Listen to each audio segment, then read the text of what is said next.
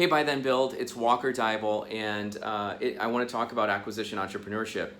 As we've discussed, it is like the best time in history to be an acquisition entrepreneur. There's $10 trillion in business value that needs to change hands from the baby boomers. The proliferation of online marketing and the internet and capital never being this easy to actually get a hold of in order to buy companies is providing a confluence that's never before been seen, okay? And so as a result, though, because this is going to be the business opportunity of our lifetime, there is a lot of noise coming up all at once, right? So in other words, there's a lot of things happening, a lot of people getting introduced to the concept of acquisition entrepreneurship through different channels. And I think that it's causing a lot of misinformation out there, or at least a lot of emphasis being placed on the wrong parts of the market, okay? And you have options, you have choices, and it's important that you understand what the odds of success are down each path, okay? And so, what this video is intending to do is kind of put the different paths into proportion for you, okay? So when I was CEO of a book printing company back from 2008 to 2013, I decided around 2009 or 10 that I wanted to grow through acquisition. It's a different story for a different time, but what I wanted to do was go out and find different businesses that could be for sale. And I went out and I tried to find business owners that I could buy inexpensively, that I could buy even at market price, that I could have a strategic benefit by acquiring. And I looked at hundreds, if not thousands, of companies for sale and not for sale during that time. And I was doing proactive outreach with a broker at that time as well. I learned a lot, okay? And one of the things I learned is that buying a business for no money down or trying to use large amounts of seller notes in order to transact is sort of like the equivalent of someone trying to want to buy your home with a 100% seller note. In other words, you would have to lend a 30-year note on your house to the buyer. You would just be like, go to the bank, right? But there is a certain profile of people that do go for this, all right? And this is part of what is causing some of this noise out there in the world. So I've drawn a little graph here, my first time using a marker board in one of these videos. And so the point is you've got this, the market of the private capital markets is essentially a bell curve, okay? And right down the middle, you've got mu, or the average. This is sort of like the average deal, and you've got a standard deviation of what causes average, okay? But the thing is that like if you're trying to buy a business using all of the seller's money, okay, it's going to be such a small percent of deals that actually occur this way, okay? This is going to be what? We'll call it no money down, okay? Or some version of that, heavy seller notes, etc. Very buyer one-sided kind of deals, okay?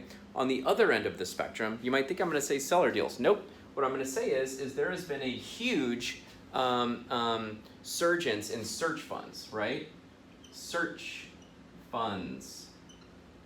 And knowing that institutional capital is moving into the space of acquisition entrepreneurship, and people are able to go out and raise all of the capital with institutional capital and debt and close a deal, and the searcher might get 10, 20, maybe 25% of the company depending on certain milestones, okay? But the point is that this whole marketplace in 2019, so last year, was between, the numbers are hard to get a hold of, but it's somewhere between 350,000 and 500,000 transactions, okay, in the sort of Main Street businesses. And then, of course, once you go north of 25 million in the middle market, there was 2,000 transactions. So like 500,000 versus 2,000, which is still a decent number. Search funds in 2019, 37, okay? So we've got a lot of schools talking about this as an opportunity, and what I learn when I talk to people coming out of these schools, these MBA programs that teach it, which by the way, I don't think I'm talking against them. I love these programs. I love that institutional capital is moving into this space, and I want it to grow and I want to promote it, okay? The point is that a lot of times, instead of saying that they're, running a search fund, they'll say, hey, I'm a self-funded searcher, right? And what that means is that you have found this marketplace but through this lens, okay? So this is sort of like, Ivy League schools, Harvard, Stanford, University of Chicago, Northwestern, okay, where all of these ETA programs or entrepreneurship through acquisition is being taught. And the search funds are coming out of this space. On the other hand, you've got all of these sort of like online, classes that are in the business of selling online courses, okay? And then you've got sort of like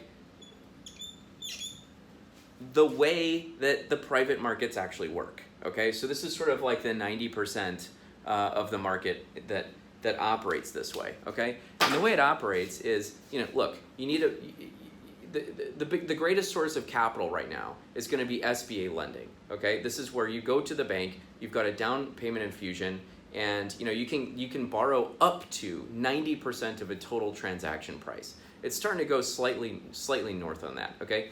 Then you use maybe a small seller note, maybe you get a backer for your percentage of the down payment, or as the deals start to move north of 6 million or 8 million and sort of up to 20 or 25, this is where you start to bridge into this area where you are going to need backers, okay? But the bulk of it is that these businesses are literally bankable. They have assets, they have cash flow, and so understanding how the private capital markets work can help you put emphasis on the right way and make a decision, okay?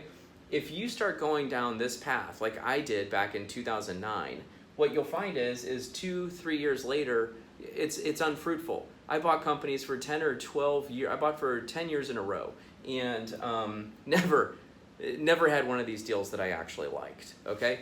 And the reason why I didn't go this direction was because in 2004, when I was getting started, no one in the state of Missouri had ever uttered the word search fund, okay? It did not exist. So, this is, it's something that existed, in Boston, in small pockets in California. It was not something that was a widespread known concept. So when I think of acquisition entrepreneurship, this is what I think of, because statistically, this is how deals get done. So there you go. And the point is that if you go, by looking at the weight of this, you have a better knowledge of what direction you want to kind of try to go, okay?